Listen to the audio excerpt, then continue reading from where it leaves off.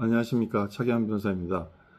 오늘 미국에서 중요한 판결이 하나 있었습니다. 연방대법원에서 8월 24일 날 매사추세츠 연방 항소법원이 내렸던 판결을 뒤집는 연방대법원 판결이 나왔습니다. 트럼프가 이번 중간선거에 있어서 우편 투표를 이용한 부정선거를 방지하기 위해서 미국의 우정공사가 발송하는 봉투에 추적 가능한 바코드 체계하고 국토안보부 그리고 사회보장국이 승인된 유권자 명단을 생성을 하고 미국 우정공사는 그 명단에 있는 사람들에게만 투표지를 발송하게 하는 그런 내용의 행정명령을 공표를 했는데, 그에 대해서 매사추세츠주에서 그러한 조치는 미국 연방 선거는 주와 의회의 권한인데 대통령이 그러한 행정명령을 내리는 것은 권력 분립의 원칙에 반한다라고 해서 소송을 제기를 했고, 그 연방 하급법원에서 그것을 받아들여서 행정명령을 정지시키는 명령을 내렸고, 연방 항소법원도 이를 지지했었는데 연방대법원에서 이를 번복을 했습니다.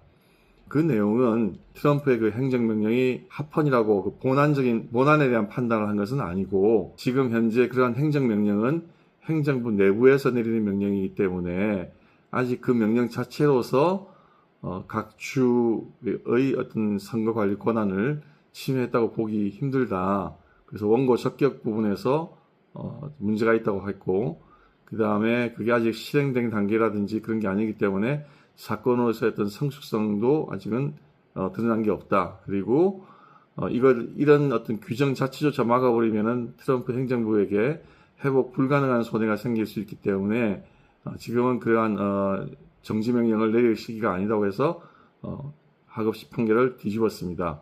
말씀드린 것과 같이 본안 판단에 대해서 그것이 합헌이라고 내리는 것은 아니기 때문에 최종적인 어떤 판단은 본안 판단을 받아야 할 것입니다. 하지만 트럼프는 그 기간 동안에 이 행정명령에 기해서 조치를 계속 취해 나갈 수 있을 것입니다. 실제 이제 이것이 선거 전에 이런 조치를 취해 나갔을 때 다시 소송이 제기됐을 때 연방하급법원에서 어떻게 판결을 내릴지, 그거에 관해서는 이것만으로는 단정할 수는 없습니다. 다만 이제 예측을 해보자면, 이런 재판은 미국 연방대법원도 법리에 따라서 판단을 하는 것이긴 하지만 이것은 미국의 어떤 여론의 어떤 영향을 받을 수밖에 없기 때문에 미국 여론이 어떻게 형성되는가 하는 것도 중요한 문제이고, 두 번째는 트럼프가 행정명령의 조치들을 어떤 방식으로 실현해 나갈 것인가, 그리고 중대한 어떤 부정 사례를 어떻게 발견해낼 것인가 하는 문제들에 따라서 결론이 유동적이다, 그렇게 생각을 합니다. 이렇듯 한번 제도가 무너지거나 또는 미비한 제도를 이용해서 부정선거가 자행이 되면 그것을 정상으로 만들기는 상당히 어려운 것이 현실입니다. 우리나라 사람들 중에서 특히 자칭 지식인이라고 칭하는 사람들 중에서 2020년 미국 대통령 선거가 대규모 부정이 자행되었다라는 주장에 대해서, 아니 트럼프가 현직 대통령인데 어떻게 그런 부정이 대규모로 있을 수 있느냐라는 식으로 반박하는 분들이 많이 있었습니다. 그것은 미국 연방헌법의 선거에 관한 제도에 대해서 전혀 이해가 없는 것입니다. 방금 이 소송에 관한 내용에서도 말씀드렸지만 미국은 선거가 각 주 의회의 권한으로 이렇게 넘어가 있습니다. 그래서 연방정부라 하더라도 각 주의 선거 제도에 대해서 구체적인 내용에 대해서는 관여하는 것이 헌법상 근거가 없습니다. 따라서 연방정부가 각 주의 선거에 관여할 수 있다고 생각하는 것 자체가 한국과 같이 생각했기 때문에 그런 일이 생긴 것이고, 두 번째는 지금 트럼프가 딥스테이트라는 용어를 사용하면서 행정부 내에서 자기 이익에 따라서 국가 중대사 정책이라든지 이런 거에 영향력을 행사해왔던 CIA나 FBI나 그런 관료 집단에 대해서는 대통령하고 별개로, 특히 임기 말에 가서는 별개로 움직이는 성향이 강하기 때문에 그런 문제에 대해서도 이해가 좀 부족한 면이 있습니다. 한국의 경우에 지금 부정선거의 문제에 대해서 밝히기 위해서 올림픽 공원에서 많은 시민들이 노력을 하고 있습니다. 그럼에도 불구하고 그것이 지금 진척이 없는데, 그에 대해서는 참 여러 가지 원인이 있다고 생각하지만, 저는 기본적으로는 우리나라 선거제도가 각급 선거관리위원회 및 중앙선거관리위원회를 위원장을 부장판사, 대법관들이 하고 있는 그것이 우선 가장 큰 기본적인 문제점입니다. 부정선거 여부를 밝혀야 하는 재판에서 심판 역할을 해야 될 법관이, 대법관이나 부장판사가 선거관리위원회 위원장을 하고 있습니다. 심판이 그 소송 한쪽 당사자의 수장 역할을 하고 있으니 그 재판이 공정하게 이루어지기가 상당히 힘든 구조로 되어 있습니다. 더군다나 그 위원장이라고 하는 자리가 상근직이 아닙니다. 비상근직이기 때문에 위원회에서 회의가 열리면 가서 그냥 그 안건만 의결하는 의사진행만 하는 것입니다. 실질적인 일상 업무의 권한은 사무총장과 선거관리위원회 직원들이 합니다.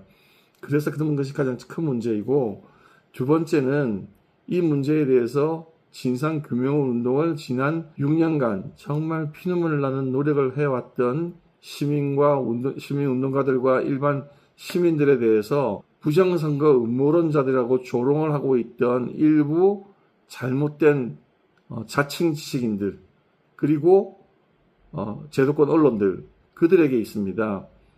지금 드러난 문제점들을 보면 이건 도저히 정상적인 선거가 아닙니다.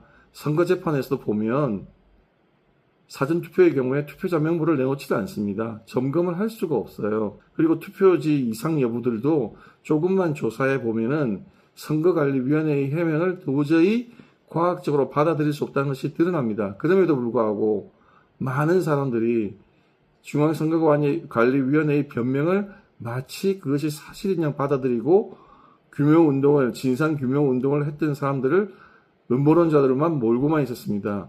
이번에 드러난 투표지 공급 부족 사태, 그리고 그 이후에 지금 경찰이 하고 있는 수사에서 나온 그 일부 내용만 보아도 선거관리위원회가 투표자 수를 조작 입력한다는 것이 드러났습니다.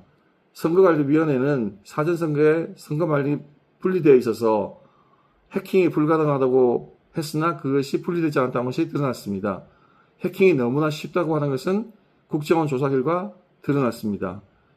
그리고 조작 입력이 불가능하다고 했지만 오히려 선거관리위원회 직원들이 조작 입력을 했고, 더군다나 중앙선거관리위원회의 체계적인 조직적인 지시에 의한 것이라고 또 드러났습니다. 이런 상황에서 부정선거를 규명하려고 하는 그런 시민운동가 시민들의 노력을 비난할 것이 아니라, 부정선거 음모론자라고 몰 것이 아니라 그 드러난 문제점 개선하자고 하는 것에 목소리를 모아주는 것이 지식인 된 도리입니다. 특히 조갑제, 정규제, 이병태 같은 우익 진영에서 원로라고 인정받는 분들은 지금이라도 그 입장을 고쳐서 제도 개선에 힘을 보태주시기 바랍니다. 감사합니다.